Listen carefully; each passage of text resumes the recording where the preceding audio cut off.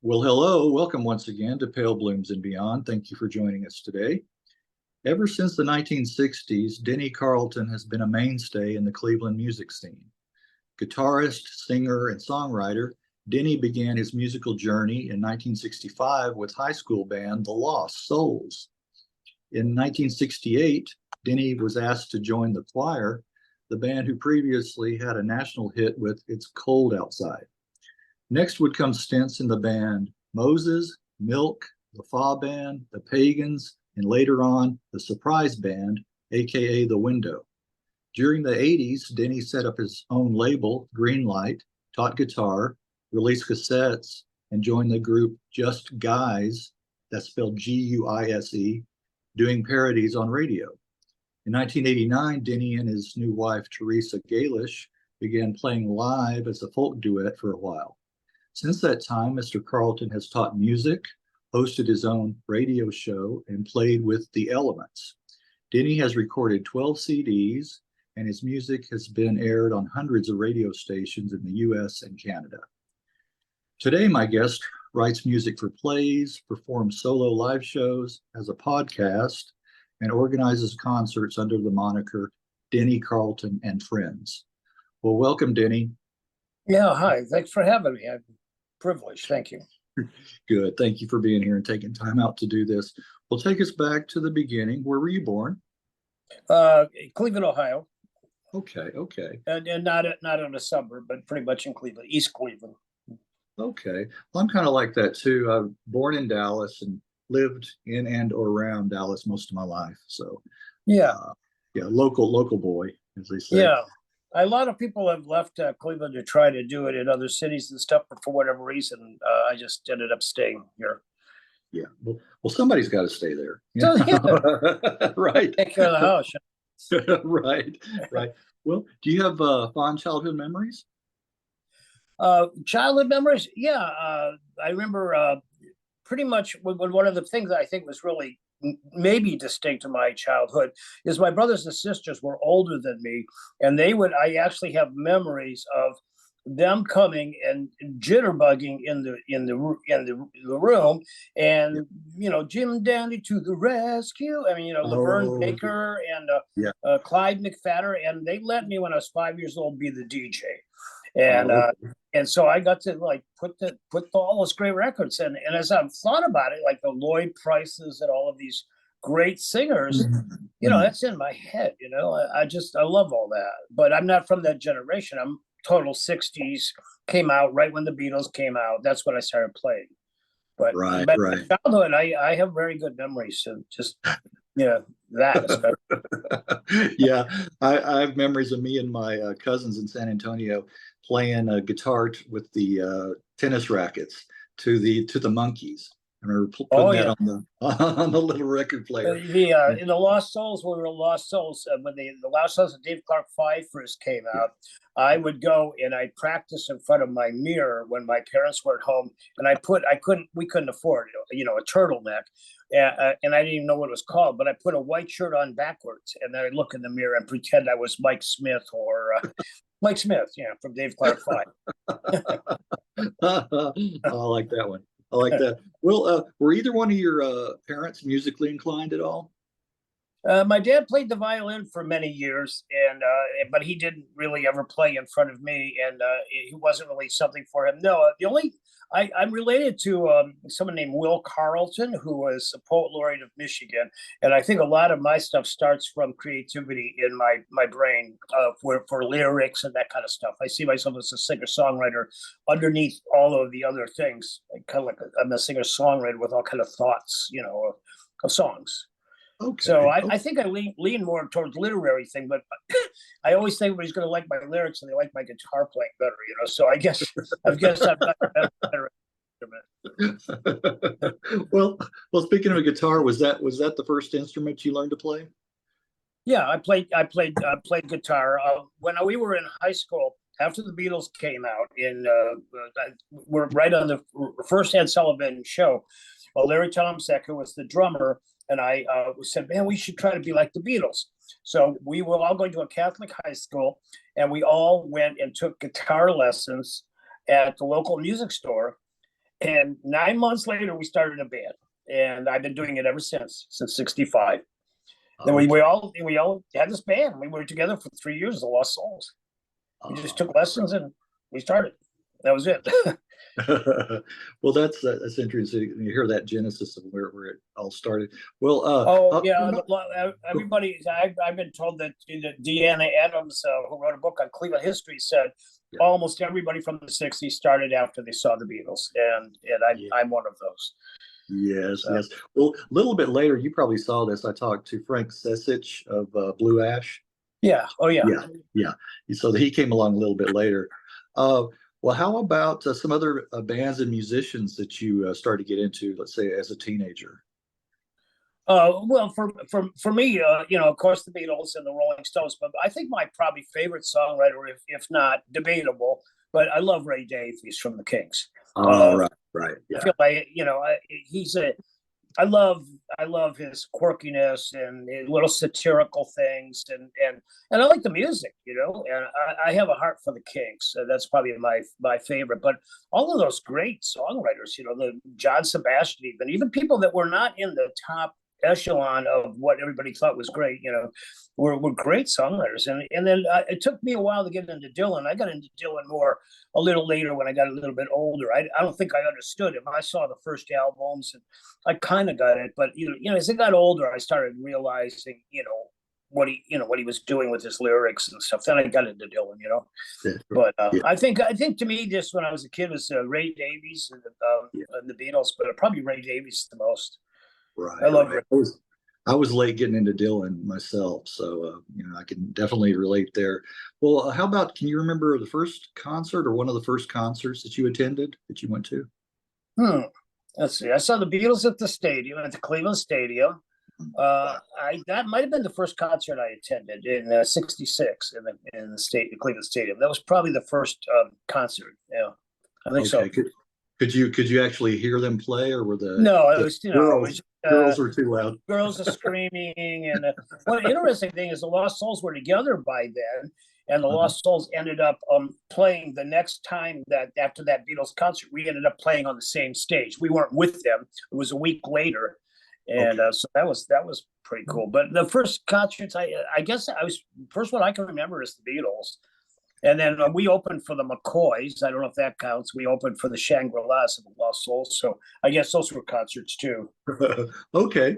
Well, backtrack a little bit and talk about the formation of the Lost Souls, how you guys got together. Well, the Lost Souls were directly after Larry Tomczak, our drummer, said that he wanted to be like the Beatles, and him and I agreed.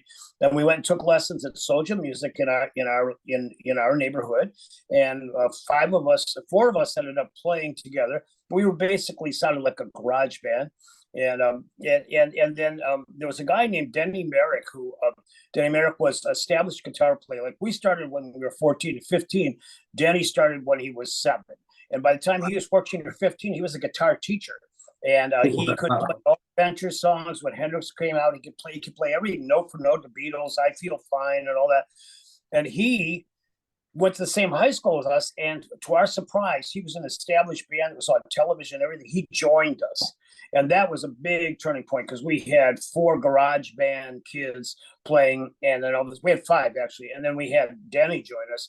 And that immediately elevated our band to a different level. He showed me stuff for the guitar. So I was very, very fortunate, that I'm starting this band. Next thing I have a guitar teacher who's my friend showing me stuff, So we got better a lot faster. I was going to say, and especially playing live quite a bit. What you played CYO Teen Dances. What does the CYO stand for?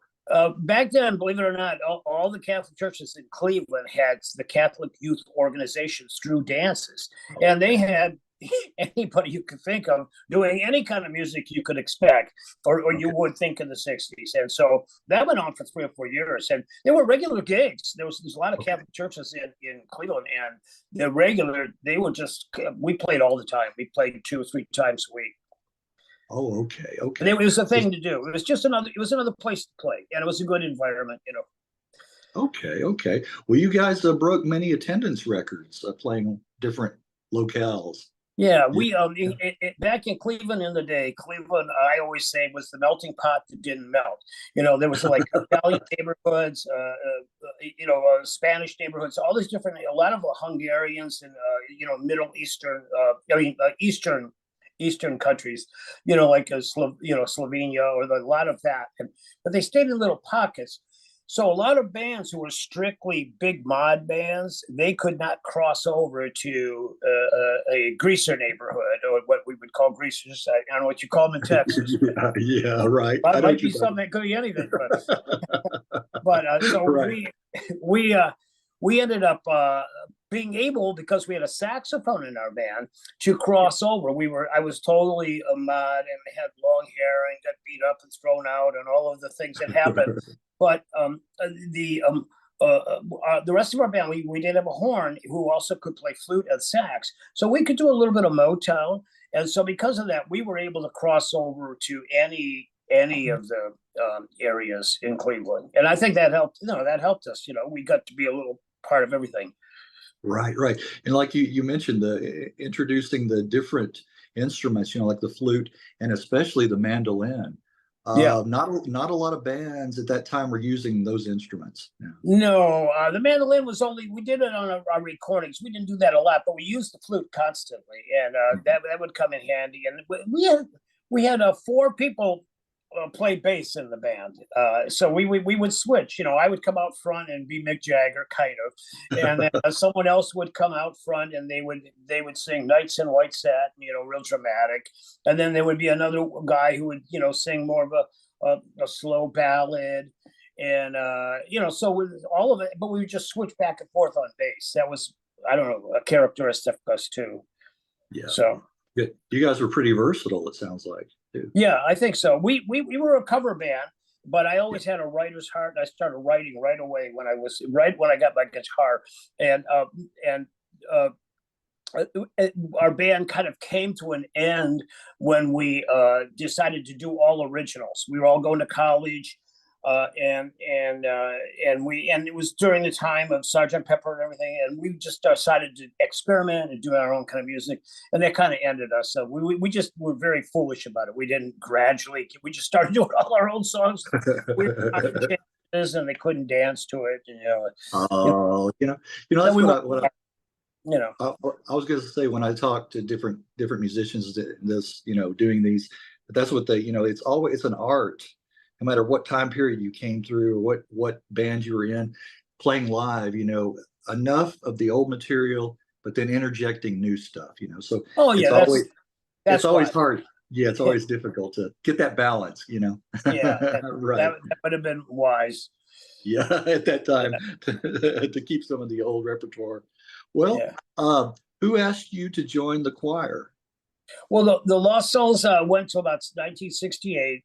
And Jim Bonfanti, who ended up being Eric Carmen's drummer in the Raspberries, the choir were quite a.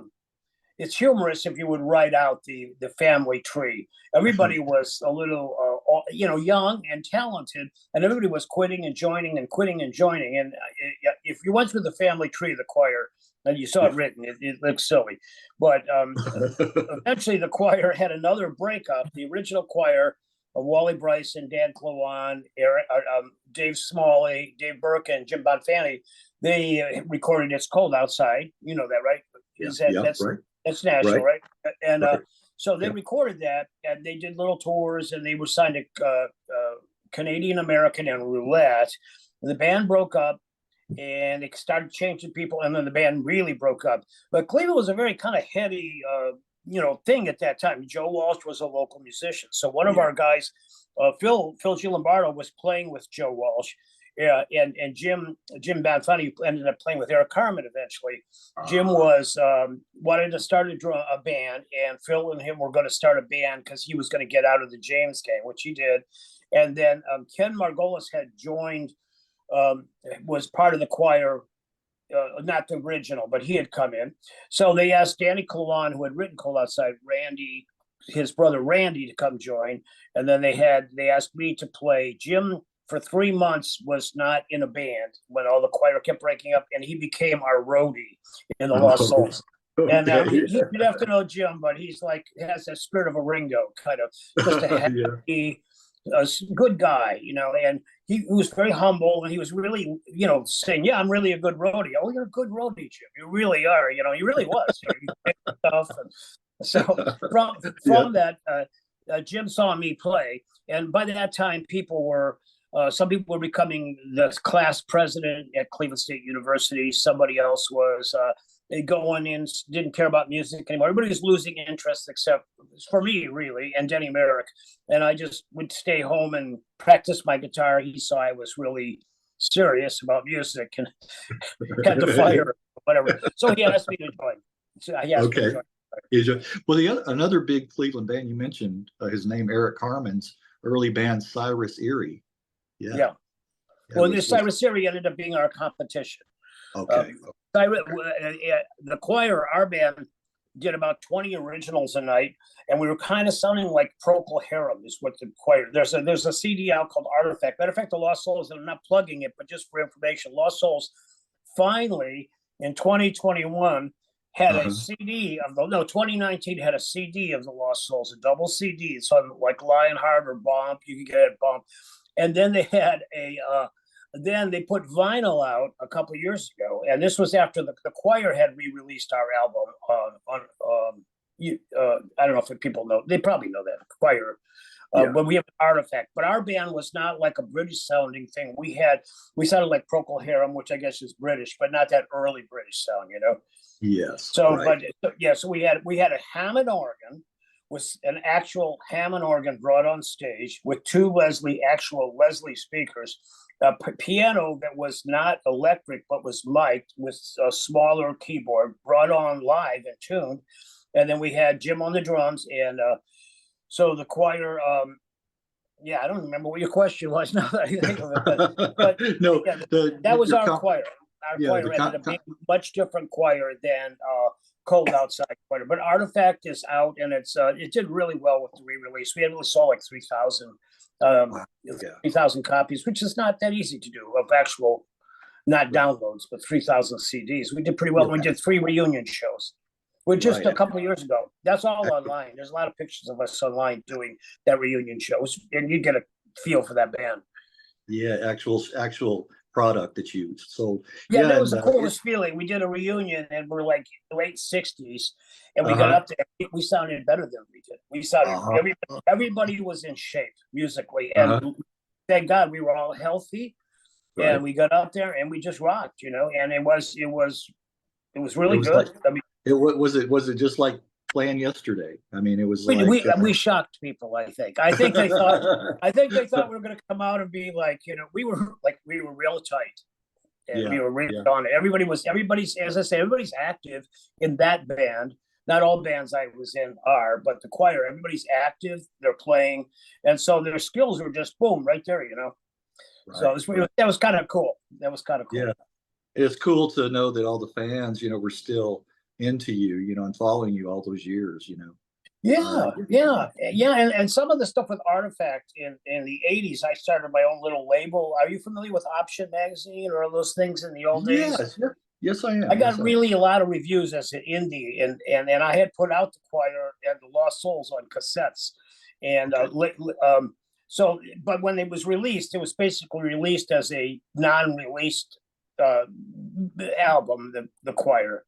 So that was kind of neat because no one had ever heard it. Most people, I put a cassette out, sold 300, but no one had really ever heard it. So it was just like, what is this? This is an artifact. This is a lost thing. How did this happen? So it was kind of neat. So it came out of nowhere, and the music sounded fresh. We got a lot of reviews. It was just a total random thing, It was just so pretty. Well, yeah, you mentioning that, sending what it was like 9 CDs. I mean, cassettes that you put together, and putting them together. Like basically your bedroom.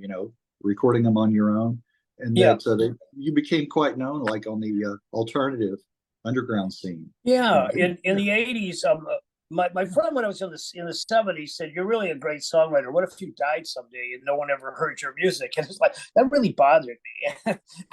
and I started. It was like a vote of confidence in a weird way, right? So once I saw that I could put my music out on, I don't care if it was a cassette or what it could, I just burned inside to just get everything I could get out. And to my surprise, when I put out my own music, it first I took it to a local store. I sold 12 at the store, and then one guy goes, this place in Cleveland Heights, they know some places you could send this. So I sent it out to California, Option Magazine, and I got a review. A guy from Pennsylvania, and then I got a guy from Germany. I'm sure you know of that with your how this works. It was an underground internet before there was an internet. There was an underground scene. And so I just fell into that, and I just was just hungry to just put my music out so it could be heard. That's my story. Hey, you're sticking to it. I don't recognize it. Recommend it for all the kids out there, but that's how it happened. That's how it happened. Well, I was just looking at my where I had a well, it's cold outside. I got that off of one of the Nuggets compilations. Yeah, that's where I got that from. Yeah. And, well, you mentioned like Germany and other countries. It's fascinating to me, to see the interest and how far-reaching it can be. Yeah. Oh, we got. It was like a fantasy world for me. I went from these cassettes, and Alfred Hebing from Germany was. I'd like to do a review of you, and I started getting all these reviews from every which way, it was just like a fun time. It was so random because the illusion was such a big thing, and I'm living in this small little suburb and just putting things in, putting things in. But I bet you, the people that probably listen to your thing, I'm assuming they do that stuff too, right? They're collectors. They're putting it in, sealing it up. I'm one of you. I've done yes. Well, with the choir, you guys played for several months, and there was an album that was recorded, right? But wasn't released. Yeah. That's the one I was talking about, the Artifact album. That was one that was at the time.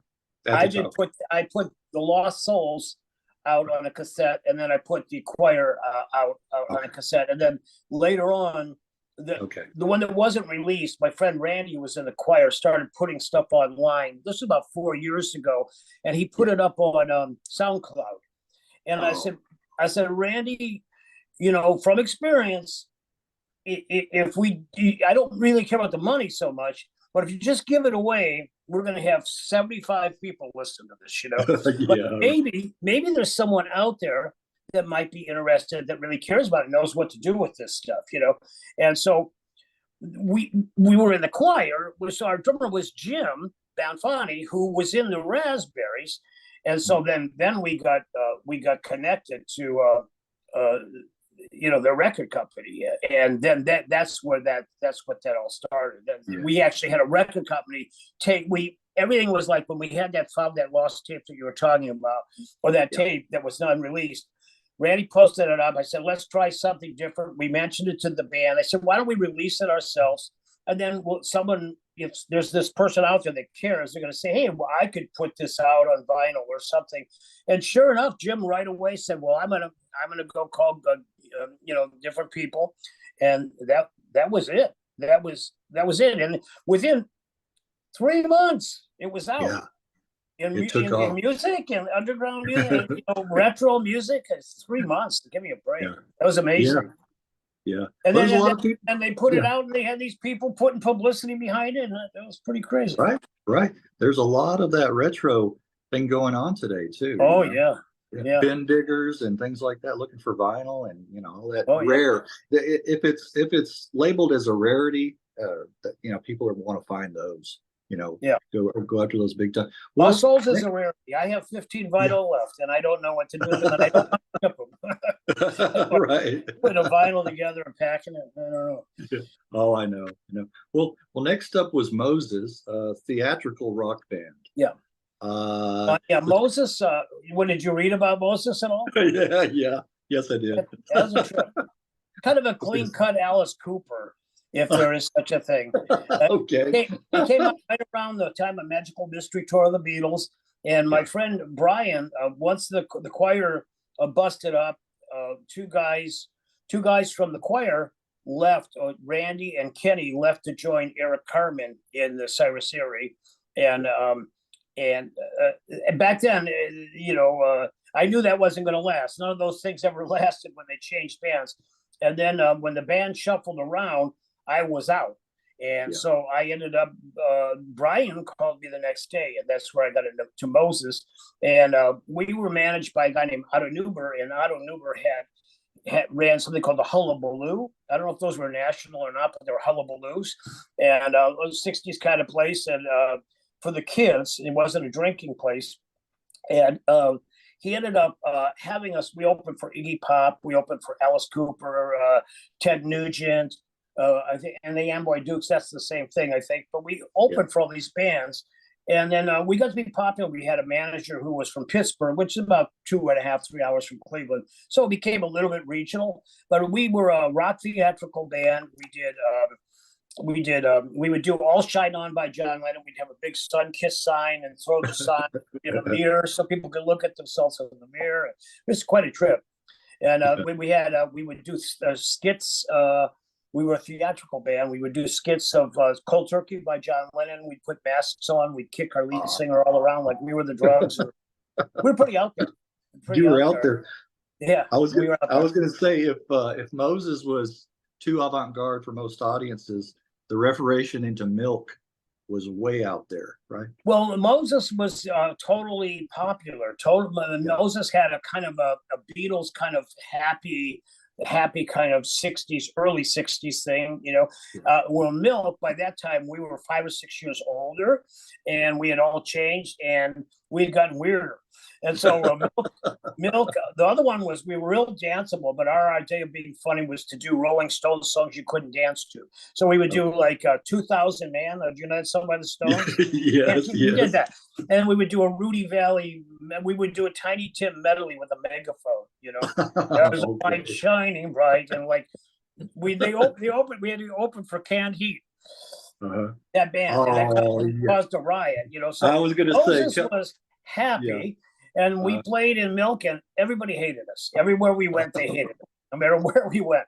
And we were in our own world. We had gotten too artistic, and we thought we were too either ahead of our time, or we don't belong anywhere. I don't know, but it didn't work. Everything we did not work at that point. Yeah, everything we did was met with hostility. Oh, with hostility. Okay. Yeah. It sounds a little like Captain Beefheart and Frank Zappa and the Mother. Well, exactly. Yeah. See, that's what Brian's influences was. Before the band kind of morphed into being like a balance between all of us, but it got to be that. And I don't know. It's documented. I've been married twice. When I went on my first honeymoon, I was in Hamilton, Ontario, and I went on. She was my singing partner. We went on the radio, and the guy turns to me, the DJ, and he goes, "Well, what happened with Milk that day?" Like he knew the whole thing. So it's out there. It's documented. On my website, you can read about it. But I'm not doing it to publicize it, but it's well documented. It did happen. Well, I mean, well documented. Well documented. Like I typed it and I put it up there. Let's put it Okay. The Fa Band. Yeah. That was next. Fa Band. No one has ever asked me about the Fa Band. Okay. Wow. Okay. Well, the Milk and the choir of Lost Soul, they're definitely known like a lot of places. I mean, on our level of underground indie bands, they're known. The Bomb Records would know about them, or whoever is doing this. Now. And Moses and Milk is known by some people, and the Pagans. Fa Band. I had a whole long time where after at the highs of the 60s, I got into church and everything, and I couldn't figure out how to put me together. I couldn't figure out how to put. I was like, I don't know that many people like have a religious side and then and also a musical side. Johnny Cash would be someone that pulled it off, right? But Right. and there was nothing in me that wanted to give up what was good about rock and roll or Americana or country or any of that. I didn't want to give up any of that. I liked it, and I didn't think I was supposed to, you know. So I tried to do that, and nothing worked. You know, nothing worked. And so I just started just doing whatever I wanted, which probably maybe that was good. I just did whatever I wanted because nothing was working for me. And so I had this friend named Fred Group, who is the funniest guy. He's passed now. He's a great guy. And he was not a musician. And I said, I'm just going to play this job. I'm going to make a little money. He said, why don't you let me play it? I said, it's just for fun. He said, well, I said, you don't play an instrument. And he said, he said, yeah, but if you wanted to play pickup basketball game, I'd let you play. You're not that good at basketball. I'd let you play for just for fun. I said, okay. So I showed him G. You play a G on the bass when I play a chord. And I just showed him how to play. And we went and played. And for whatever reason, everybody liked us. Everybody, because he had a fantastic personality. He made everything fun. You know, everything was fun, you know, and then he had a brain to, you know, I'm going to get all my friends, and we had big crowds, but we didn't have anybody else in the band. So we would just have different drummers sit in with us all the time. And I would just play whatever I want. He'd follow real simple on the bass, and he became pretty good. And that was it. And the Fa Band played locally, you know, locally. And one day they asked me to, out of nowhere, I got a random phone call from WMMS, which in Cleveland history was voted the top for 4 or 5 years in the 70s. MMS had a hand in helping David Bowie get started, Bruce Springsteen. It was a big thing. It's not like that now, but in the 70s, that was a big thing. And I got a call from MMS, and they wanted me to do with their coffee break concert. And they asked the Fa Band to go on there. And we played, and it made no sense to me. I had been the Choir of Moses, the theatrical band, and it was like I'm there with Fred, you know, and we're on the coffee break concert, you know, a big station and a legendary station, and I just did my music, and then the band tried to get serious, and that kind of ruined it. You know, we tried to, you know, let's get a real drummer, let's get another guy who could sing some harmonies, you know, and it took the fun out of it away because it was so random. But, that was it. And then we ended up then evolving. We did have a band called Inner City, and our singer from that, then we started getting to be like sort of professional, I guess, and our female singer ended up being one of Meatloaf's background singers. But Meatloaf was stationed out of Cleveland International. Right, exactly. So I'm not sure how all that worked, but Pam Moore ended up singing for him for a while. And then that was it. And then that band broke up. That's rock and roll, right? Yeah. I want to go back to, are you familiar with, have you heard the song, The King of Fa, F-U-H? When I read the Fa Band, I immediately thought of this. The King of F-U-H, The King of Fa. It was from back in '69, written by, it's either Stephen or Stefan. It's S-T-E-P-H-A-N, Friedland, aka Brute Force was the name of his band, Brute Force. He was originally in the Tokens, you know, The Lion Sleeps Tonight. He was originally in the Tokens. Well, John Lennon and George Harrison reportedly liked the song, and they released it on Apple, The King of Fa. They released it by Brute Force. It didn't do much, of course. It's more of an oddity. But in the song, it's very humorous. The monarch during the song repeatedly is referred to as the Fa, and you end it. You know what? Because he's a monarch or the king of Fa. So that's what the I'm not sure. I don't think that happened, but that would be that song, Fred Fa. That was his nickname. Fred's group's nickname was Fa, and so that song, that information will be very valuable to many people who he's deep in people's hearts because he was one of those guys. You know, he's just a fun, loving, quirky, off the wall, you know, that type of thing. And so I'll remember. I'll go look that up, and I'll pass it on to his widow, and I'll pass it on to some of the friends that will get a kick out of that. Yes, the King of. It's a small world. It's a small world. It's a Texas Cleveland thing now. It's right. You know, we made that connection. You know what? That's the more of these that I do, the more connections and the more common threads that I find. Oh yes, all Yeah. the time, all All the the time. time. Who would have thought? Yeah, right. Well, how did you come to join the Pagans? Oh yeah, that's a good question, isn't it? Uh, That's a little well, different, yeah, it's a different little different. avenue. Yeah, Yeah, yeah. a little different. So I had the inner city, the fa band went Yeah. into the second fa band, or the serious fa band, kind of trying to the inner city band with the Meatloaf singer. And then as rock and roll goes, unless you really make it, or you're the Rolling Stones, you play for 62 years or whatever, bands break up. And those kind of bands really break up, and so that those bands disagreements broke up. So I was starting over again. And so I started, all I knew how to do was work part-time jobs and play music. So I went in, I started this open mic, yeah, just an open jam. I hosted it, made a little bit of money. And then these my friend, these young guys I knew from me just in life, just knew them, was Mike Hudson, who was the founder of the Pagans, and his brother Brian. I just knew them, and they said, "We're starting a band, a punk band, man, and we were looking for a guitar player. Do anybody would play?"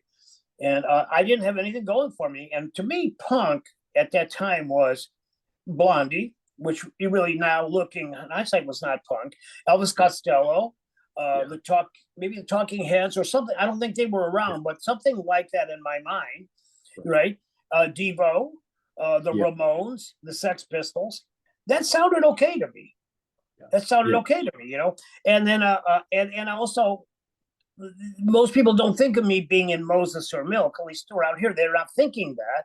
So those are pretty avant-garde art bands. Yeah. Right. And so the Pagans, we were gonna had a chance to open for the Dead Boys. We had a chance to open. Okay. I was about to ask you. We had a chance to open for Pere Ubu. Oh, and, okay. Yeah, and this was before it was even in the mainstream. It was like, I think, New York, but Cleveland was right there with punk bands, and Cleveland was probably more of a punk kind of place than no, maybe not the same as New York. I mean, it was. Cleveland has a little blue collar going on, you know what I mean? They had and it its has own other thing. things. It has a lot of stuff, but it has that too. Yeah. So like, I just thought, I said, well, I'll play. And I remember Mike saying, "Why do you want to play with us? You're good." Because they weren't that good. Okay. And I said, well, for that reason, I said, I said, let me just play till you get someone else. I was like 8 years older than them. Yeah. And so I went in, and I helped arrange their first album, or a lot of their songs that are known. And then they ended up recording my song "Boy Can I Dance Good." Yeah, right. Yeah. And that has a lot of hits, man. It has they got, like, one of their videos got 100,000 views of "Boy Can I Dance Good." And so they did that song of mine and made it kind of semi-famous. I mean, there's been 7 or 8 bands recorded. I mean, I've had a bunch of bands recorded, and so that's what happened. And but when I was there, a lot of bands, including like a Steve Baders and the different people from the Pagans and the different bands, we ended up opening for the Telephones. Hanging on the Telephone by Hanging on the Telephone. Blondie did it, but someone else. The original, they were from California. I forgot their name, but we opened for them. We opened for Peru, but we played with Devo and Dead Boys and Akron City Rebels. But some of those are pretty famous bands, and it was a price of an education. I got in there, and a lot of the guys, the punk bands, knew me from the Choir and the Lost Souls, and they were like, "What are you doing here?" Yeah. And so I have a pretty good story about that. Want to hear a story? Oh, the Nerves. The Nerves did. The Nerves. Yes, okay. The Nerves. Okay. Yeah, I have a pretty good story. One time Mike comes up to me, and everybody back then were pretend punks, but they also would like almost get in fights, and they would tell each other off, and they'd have beer bottles, and I didn't like that. That was not my nature, Well, one time Steve Baders was there. He put his head inside. There was a double drum thing, and they started smashing his head in there. I go, that is cool. That's cool, And then later on, I can't get into this without being gross, and I thought I won't be gross, but he did some very gross things on stage. Okay, I could tell you off the thing, and I decided to become a punk at that moment. I didn't like it. It offended me, and I went, "That sucks. I didn't like that stuff. That was bad." And he goes, "Whoa," and then that was it, you know. So I was just part of, everybody was yelling at each other and doing this, but this first time I came out, you know, I'm doing this, you know, okay, I'm done. So the next day we played down at the Pirates Cove, and Mike Hudson comes up, he goes, "You got to talk to Stiff." I said, "What?" He says, "You hurt his feelings last night." So I went up there, and he goes, I said, "Stiff, I like the head and the bass drums." I said, "I like all stuff." That grossed me out. "I think you're real good." He goes, "Okay, man." Okay. I heard Stiff say, yeah, he was a very nice, gentle soul. Yeah, well, Frank Sesich tells a story of. I have to tell you this. Go and watch the interview with him if you haven't. But he tells a story where he and Stiv ran into Dick Van Dyke, and I don't remember where they were, but anyway, Stiv tells a story. You know, he said, "You, Dick, you're the reason that I became, you know, got into music and became a punk rocker." You know, he tells him, and then Frank is behind him. He's trying not to laugh. He's like turning the other way, you know, trying not to crack up. He said, "It's all because of you." You know, he said, "You were my inspiration." and then Dick Van Dyke was trying to like ease away from the, you know, trying to get away, get in his car. And then when he leaves, you know, Frank was like, why did you say that? What brought you to say that?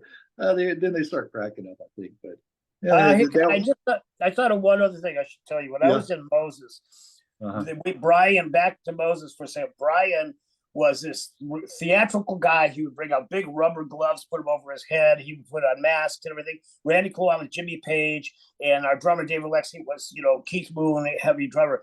And so there's this older man, and he was like, he felt like he's a mafia guy or something. Like, he just felt like creepy. He was in a big thing, and he took us to the job. He goes, "Oh man," he says, "I really dig you, man." It was just at a party afterwards. He says, you got the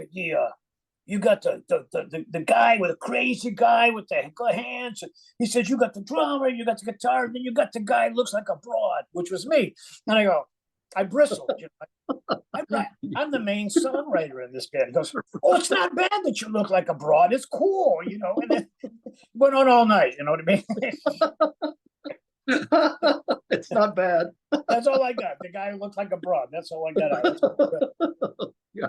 Oh man. Oh man. I don't look like a broad now. That's good. Yeah. Well. Let's collect ourselves. You got smart and you set up your own label, Greenlight. Yes. Yes. I never, I don't know, with some sort of emotional problem or lack of control or whatever, but I always really favored, you know, putting my own music out. I really dreaded going. I just saw so many bands get corrupted by record companies. So I'll put a little string in there, throw that guy out. And it just seemed creepy to me. You know, the music business seemed creepy to me. So when I played in the Pagans, they would go and write a song, record it, press it on vinyl, and put it out in 3 days or a week or whatever it took to press. They just go boom, boom. They didn't care if it was perfect or not. So when I saw that, I go, yeah, you could just do this. So once I got into the cassette medium and I just put one out, I had success. I put my stuff out. It got reviewed in the Option magazine, ended up being a gorilla beat. And so I made it up. I just made it up. I said, well, I wanted to have my own label. And then I think I'm a community person.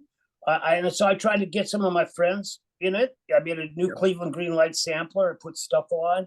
And then if someone was really cool and hungry, I tried to get them in there. But what happened is that Option had, even back then, I think the ad was $120. And I was getting played on college radio all over the place. And I said, well, maybe if I could do something to have somebody help me keep this going. And I had a little bit of extra money. But so I made up, I'm going to put an ad in Option for 120 and maybe even 2, and I'll list you in my catalog if you pay a little bit.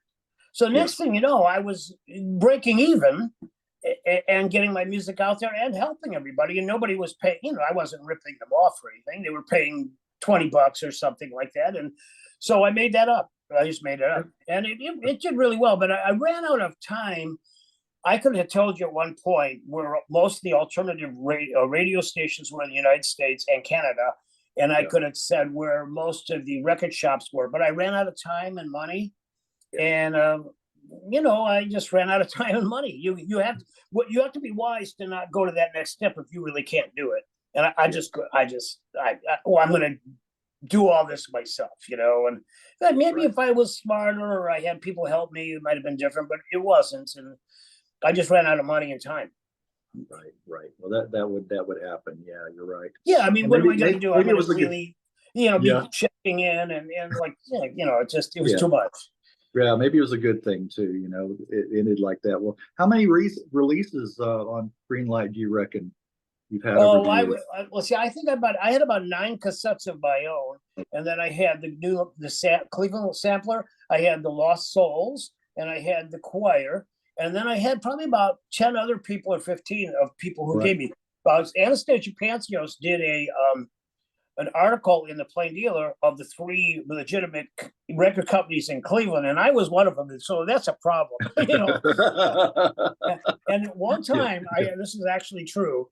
I got from John Perellis of the New York Times called me, and at my little house, a 1-bedroom little apartment I was renting, and he wanted to interview me about the cassette Art for Art's Sake phenomena, which is kind of what it was, And so he, I got in there a little bit, and they mentioned Greenlight, but there were others that were bigger than me. So there was K Cassette, and they had Beck and people like that. Beck came out of that environment, and so they had, it was so big that it became, not underground anymore, But I once again, I was like a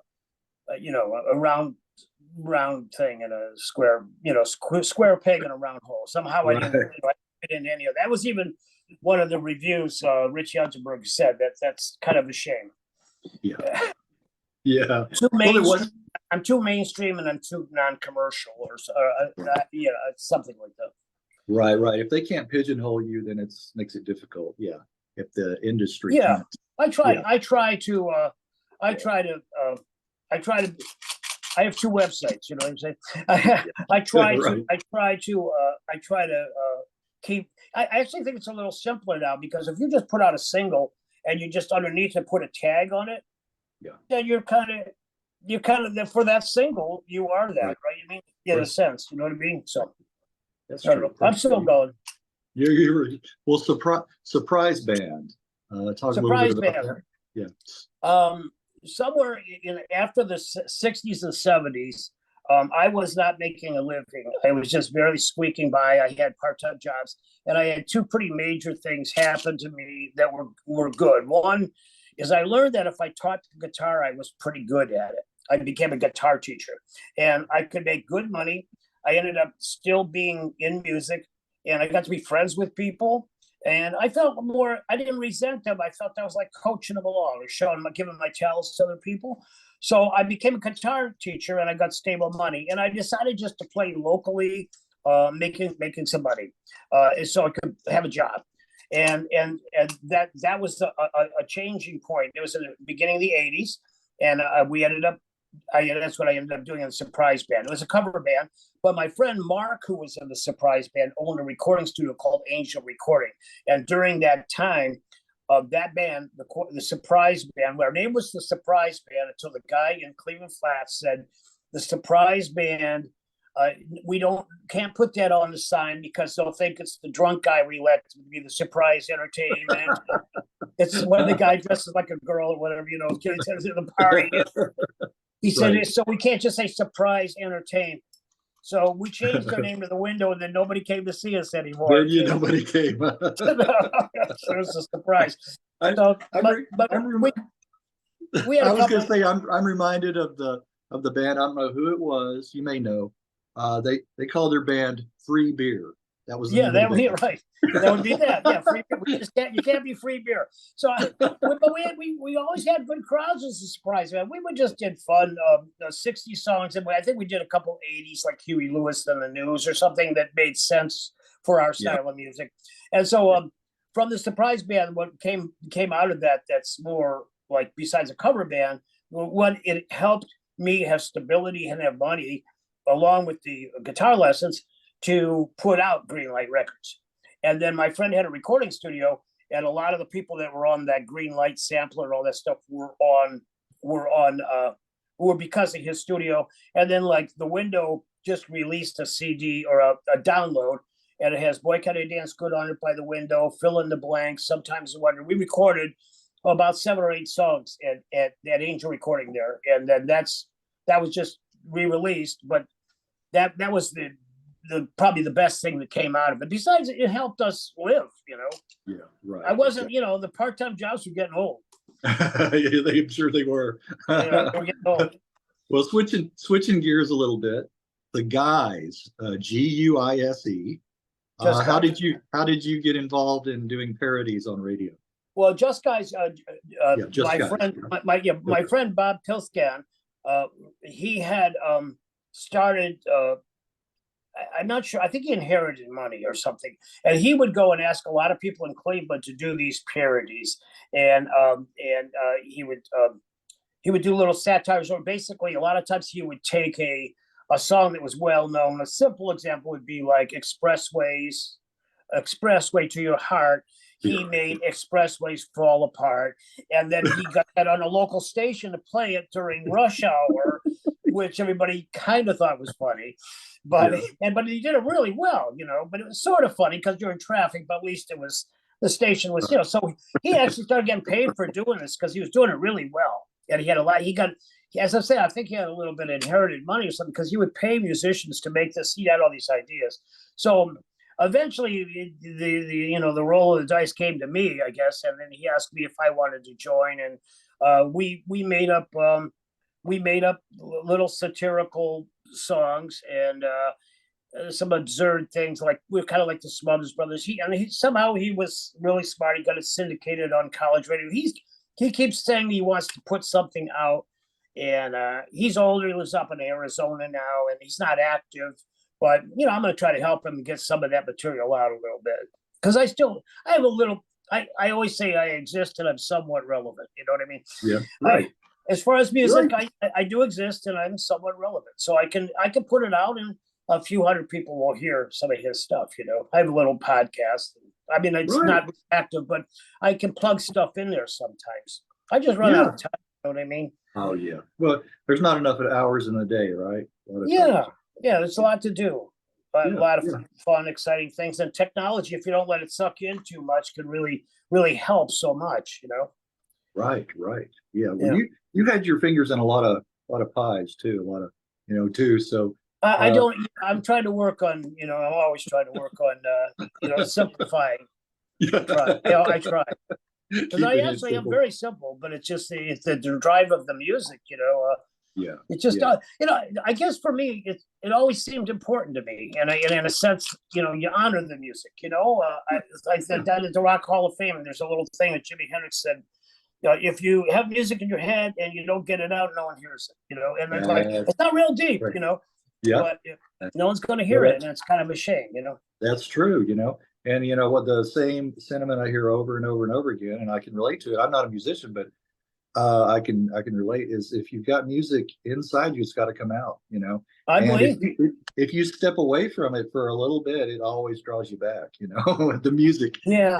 I have friends that play in bands and then they just quit, and it's like it's not in me, it's just not in me, My friend Charlie Wiener, a local musician, said musicians have a good retirement tab. You play till you die, Right. That's right. Yes. Yeah. Kind of it. I can understand that. Well, at 89, you married your newlywed. Are you still married to Theresa? No, I was not. No, Theresa was from 89 to 99. She was my singing partner. Okay, she was not your wife. She was not your wife. Yeah, and I think Theresa would probably agree we should have been, say, musical partners. Okay. We were friends, and one thing led to another, and we had a really long run though. We got to play. We got to play, and we opened for Randy Foster. He's a Texas musician, and we played for Steve Warner, and we played down in this little Mexican restaurant in kind of a Amish rural sort of area. And so we played. Our music career with Theresa took off because nobody wanted the chick in the band, and because of Theresa, up to that time, this is how weird my life is. In musically, 65 to 89, I played in bands. Yeah. I met Theresa. We tried to play in bands for a couple of years. We had pretty good experiences, but nobody wanted the chick in the band. It wasn't her. People were chauvinistic, right? And I'm not really into that or anything, but it's just the truth. They just didn't want the girl. She's, it's going to be a problem. That's just how that was. And so because of that, we started playing out acoustically. Yeah. And I've never looked back. Since 89, now I've been going to 2024, and I have probably played 3 or 4 times a week for all those years, and I've probably played electrically 20 times. Okay. I become an acoustic singer-songwriter guy, but I can play electric, but it her and I played.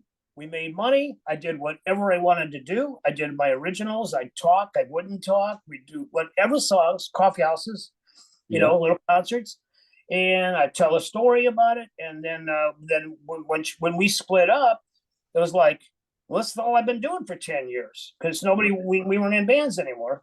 And I just kept doing it, and I got jobs, and I played, and I was able to organize concerts and have other people sit in with me, and then have them play electric and play ensembles with all kinds of people, kind of like I guess I'm a solo. Yeah.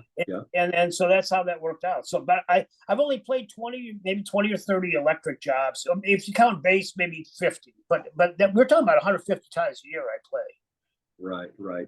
Well, it's all, a lot of times the timing has a lot to do with it. If today, there's a lot of folk duets, male, female.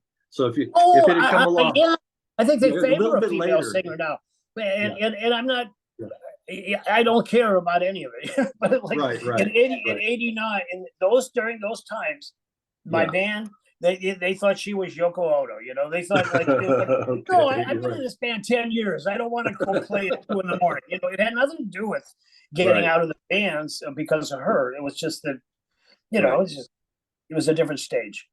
Right, different state. So but I've been married to Brenda. I remarried after that in 2012, and Brenda and I've known each other since 2008. So this is so I'm very happily married. It's all good. Oh, it's all good. Well, how did you enjoy teaching music? I know you did that. I still teach. I have about 15 or 20 students. Yeah, 15 or 20 students a week. I always liked it, but there was part of me for a long time that was, yearning to get my own music out. But now I feel like my music is sort of out there, and I still want to keep it getting out there. But I like it even more and more as I get older. I don't know. I just feel like I guess I've just grown up a little bit. I'm not just thinking of my next song as I'm talking to somebody. I really engaged in hearing the kids what they want, and I've always tried that, but it's actually gotten a little better and better. I really love teaching the kids and young, and I like some adults come in and they know I've played along. Now let's say, tell me what I should do about this, and tell me what I should do that. What 3 things could I do on the guitar? And I love that. It's like I get the show. Right. And to see their progress and how they're. I love it. I do. I really like it. I come home and tell my wife about what so and so is doing, and she gets to know them. I think it's just I was immature before. I did that. I always did that, but it's just deeper. It's a little deeper for me now. Yeah. Well, who were the Elements? The Elements. In 2000, man, you're going through the whole thing here. In 2000, I started over, and I did open mics, and I was playing, And in the meantime, all this time, I'm always like, I'm making money as a teacher all these years. And then I started getting hired at different churches. I played churches. I get a little bit of an income for that. So that's how I live, plus I have gigs. So I end up, the elements, we did an open mic. And in the open mic, my friend Fred Group, who we talked about earlier, he came down. Another guy named Ed who could play every kind of strange instrument you could think of. My friend John, who played accordion, and the other people who played what's called a Zen drum. Bella Fleck uses it. Bella Fleck, the Flecktones. Yeah, I think so. This weird little instrument. Yeah. So we had this weird eclectic thing. And so we just started to play, and basically we didn't practice. We would do my songs and we would just play, and we had a great time. And we lasted for 6 or 7 years. A lot of people needed to go and make some money, and some people got sick, and some people don't play as much. But that lasted for a good 6 or 7 years. We played all kinds of small venues and really had a lot of fun. And I have some of that stuff taped. I have some of it taped, and a lot of them are my originals. But I can't sort it all out. Yeah. I have really a lot of stuff, and I can't sort it all out. Yes, you do. Help me, somebody. Yes, yes, you do. And I need help. I was gonna say, this is all your fault that I have so many questions, because you have so much. So I have all this. Yeah, I have all this stuff, but I do have a lot of things that we did, and and I really like the idea that you're asking about the elements in the context of all these other bands, because those bands are in the past are great. And the elements, I always thought was a great thing happening, but not too many people noticed it, So I've always thought of just putting together some collection of the music that we did, but we had a lot of fun. Yeah, well, we're coming down. I've only got like 3 or 4 more questions, so I'm going to ease up. I love this. That's all right. In the early millennium, you hosted your own radio show too. For how long? How long did you do that? I was on radio 7 or 8 years. I did. When I got out of my marriage ended with Theresa, I was kind of a fish out of water, and I really did not want to go back into being any kind of a top 40 band for sure. And I didn't even want to go into being an oldies 60s band or 70s band. I just didn't want to do it. My heart was just dead towards it. I just wanted to do my own music, and I got totally spoiled by doing coffee houses, did whatever I wanted. And I remember at the end of my street was a band.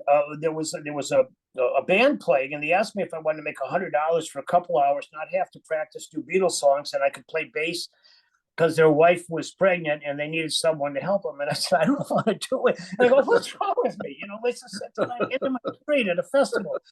So I knew I was done. And so I went up, and a guy I knew owned half of this polka radio station in Cleveland. It was a polka 24/7 polka radio station, but they also did quirky hometown shows. And so I saw this guy on there, Roger Martin. I heard him on there, and he was just a country singer, and he was just talking off the top of his head. And I said, I think I could do that. And all of a sudden, it just dawned on me that maybe all these connections I have with all these musicians, I could still stay in stuff a little bit, but not have to do it. So I started the radio show just to connect, and I called it Cleveland Music Connection. And I interviewed, we did 52 weeks, and for about 7 years. And so I have all that stuff too. I have all those radio shows archived. I had the Mr. Stress and a lot of the local Cleveland people. If I could ever get it organized, the Rock Hall would take it as archives in Cleveland. But but I have about 50 or 60 of them that are kind of taking the commercials out and stuff like that. But there are a lot. There's a lot there. But they're awesome interviews. I mean, there's some of them aren't here anymore. And my idea of the radio show was always to be. I saw a film by Fellini once, and Fellini said, I know you've heard about Italy, but I want to show you the real Italy. And he showed people, women, guys, going after women, and, there's nuns cracking their ruler and all that. And I thought, I want the real Cleveland. So I have like interviews with just people, yeah, we play at McDonald's, you know. You know what I mean?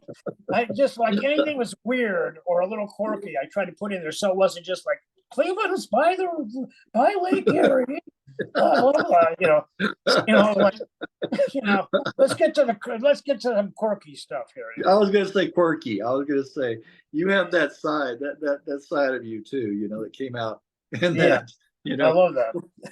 Well, did you enjoy writing music for plays? Talk about the little bit about the difference between, say, writing music for an music album and for a play. Yeah. The Willoughby Fine Arts, where I work, is an all-purpose art school. I was very fortunate to get in there in 1980, it's a great story, but it's not for now. But so they asked me a couple times to write music for a play. The best one is The Phantom Toll Booth, which was about a kid falling through and getting into a land that made no sense anymore. Rhyme and reason had been captured. Are you familiar with the play? Yes, I am. Oh, you are? I don't know if a lot of viewers are, so you can go ahead. You can explain it. Yeah, Rhyme and Reason, the princess of Rhyme and Reason have been kidnapped. They've been thrown into this alternative world. It's sort of like a C.S. Lewis, the Chronicles of Narnia, or maybe Tolkien, Lord of the Rings, but in a childish sort of way.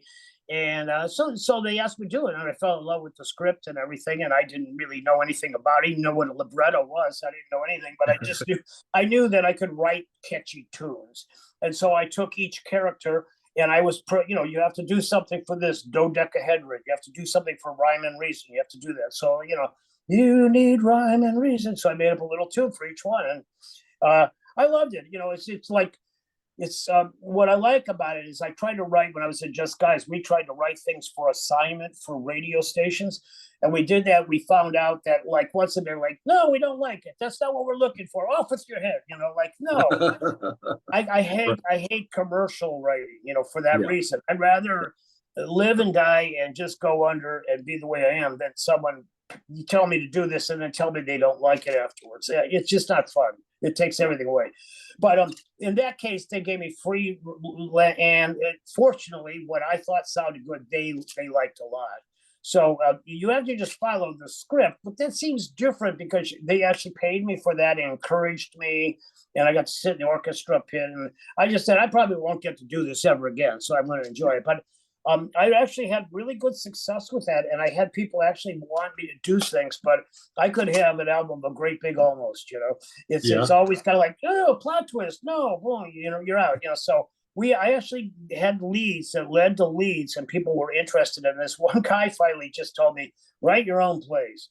He said it's too hard when you get into copyright and all this, So I love doing that. I love doing that. I'm trying to write a play about my uncle, Will Carleton. And I have ideas for plays, but then there's just so much time during the day to do everything. Yeah. I'm a regular, I have a life. I'm married, and I do other things. I have family, plus the music.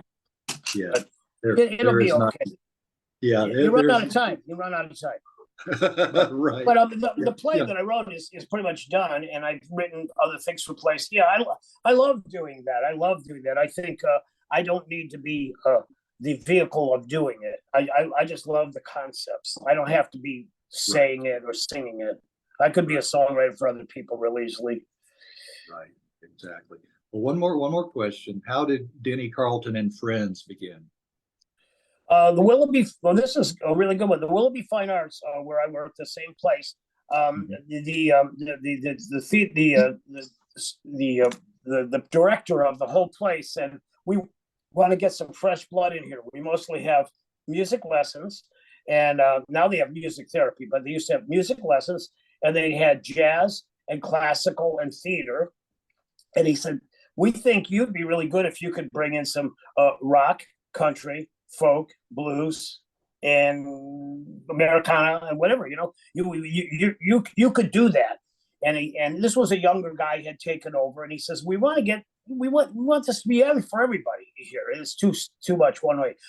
So I said, I don't know what I could do to do that. He said, well, just think about it. So his son was taking lessons from me, and I was showing him Eric Clapton riffs and how to play blues progressions, 1-4-5s, and I was just so I was playing at an Arabica coffee house, and that night I asked Eric, his son, to come and play.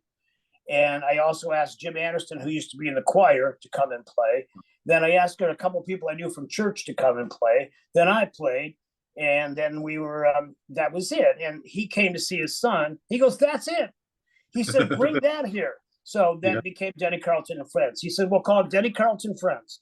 And so that became a thing, because after someone at the Fine Arts saw it, really one of the publicity people came and saw it, they started pushing it, and we'd get 100 people, and it'd be like the Spanish guy and the little, then I'd get a little kid, and I had like a rule in my head. It's sort of like, I want little kids and students, but they've got to be good.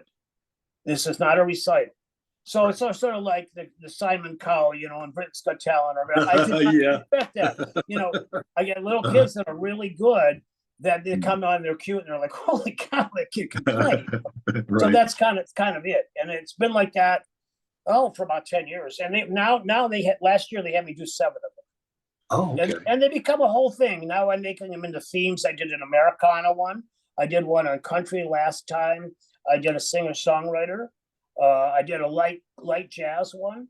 And I try to make them, I try to mess it up a little bit, to make a little variety. Last night, I played Friday, and it was an art display, and I played, and it was done. And the lady who put on this art display with all the people's artwork on the wall said, "You were really good here. You kept the people." And this lady comes up to me afterwards, and she goes, "I know you." And I said, "Yeah." And she goes, "You were with Brian Sands and Moses, weren't you? He was my friend." And I was like, "Holy cow, I'm doing the same thing. I'm doing the same thing." And that felt really good. Yeah. Because it was all positive, it was all positive, and it was happy, and the kids were happy. They got to play, and parents were there, and the art was on the walls. It's like, wow, this is good. Yeah. It's like a happening. It's like a happening. Yeah. An Art event. imitating life, or life imitating, I don't know what, but somehow it fit together. Yeah, and like you said, that's got to feel good hearing from an old fan like that, or someone from the past. And it's her granddaughter, I think, was putting on the event, and these grandkids were putting the stuff up, and I was like, Right. Maybe it didn't matter I didn't tour. Maybe it didn't matter I didn't go to California. Right. You're right. You're just like with the re-releases, with the choir and the Lost Souls. Right. You're right. Exactly. It's going to reach people. The music and everything is going to reach. Even if it's generations later, decades later, it's going to reach an audience. So yeah, and you'll find those, like you said, the kids, and then their grandkids, and they pass it on. So pretty cool. That was cool. Yeah, I think so too. Well, Denny, anything in closing that you'd like to mention or plug or bring up? Well, check out my website. I have a memoir which has more details of the stuff we talked about, and it's the Kindle is like, I think that's $7 to download the Kindle. The book's a little more, it's 15, but the Kindle I kind of liked, because my thing was so random. I wrote it in 2015. I have a discography now, and I have it's a little more in order, because it's hard to track. And on a Kindle, what I like about it, you can touch it and go, "Don't want to see that," touch the button, go to the next part. But I got a Kindle, and you could get that on Amazon. And my name, Carleton, is spelled with the Carleton. And I have a bunch of music online, and you can tell I appreciate it. I think you're doing a great thing here. A great thing with all these interviews and everything. And you're a fan. I love that. I'm just like you. I'm just like I'm like a. You're a fan. You're a fan too. Yeah. Yeah, I'm all musicians. When I put out all my music on Greenlight, I got to meet a lot of DJs from New York and different people. I ended up talking on the phone, or from California or wherever. And there's a certain thread in the collector, in the music nerd, sort of, right. I'm one of those, except I concentrate on more doing my own music, because I have a gift, I have a talent, and I want to use it, But I really relate to people like you, and I relate to your interest and everything. Well, I think we kind of need each other, I think, in a sense, and Yeah. it's It's a good little work. community. It's an Yeah, unspoken. that's right. It's unspoken, right. No, It's I kind of add one thing.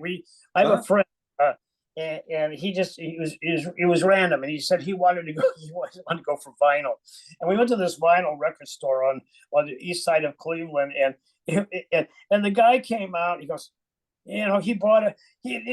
I went to the store, and it was all the kind of people that I was just talking about, and I hadn't done that for a long time, and it renewed my faith in the whole there you go. underground thing, because there's another part. There's like nasty things, and then there's like nice things going on, and there was I believe in all that, the underground art, and the keeping all that stuff alive, like what you do. It's cool. Yeah, I do too. And it's keeping your music alive too. And making the connection. And bringing us closer together. I Yeah. think, and Yeah. and I think it's because music is universal, and so it's one of those things that I hopefully doing more and more of these. It's like you said, it's kind of a network, and we'll get more and more viewers, and wake up some of those that are a little dormant maybe, and Yeah. get them more interested. But bring back the old. You Yeah, can do yeah, whatever you want in the world nowadays, but it's good to keep your right. mind on positive things. That's very true. That's very true. There's a And what lot you of said, serious things, but it's good to keep your mind on positive things also. yeah, what you just said really rings true. Renewing my faith in mankind too, doing this very thing, here, and because music to me is the highest art form. I always tell everybody that's what I feel, and I'm not a musician, but I've collected enough of it. I've got a good ear for it, so I want to try to keep you guys alive. Well, you're and doing it. You're yeah, doing it. I think, yeah, If and I I got might have some friends that might be interesting for you to talk to sometime. sure. I made I'm making the rounds. Like I said, I talked to Frank, who's Blue Ash U. Yeah. I've already did like the Four Corners in Chicago, but I did Crying Shames. Oh, I yeah. did New Colony Six, Crying That's good. Shames. Yeah, and they do this oldies tour now, and I did one with the guy from Buckingham. The Ides of March. The Ides of March is Ides of March. No, I know all that. those bands. Yes. Yeah, that's who I have. I have one coming up with one of them, so that will solidify Chicago. Then I got to move around across the country. Well, that's right. Yeah, people are hungry to tell this story, I'm sure. Oh yeah, I know you guys are open to do that, and a lot of times want to do that. So that's what it's about. So Yeah, sounds good.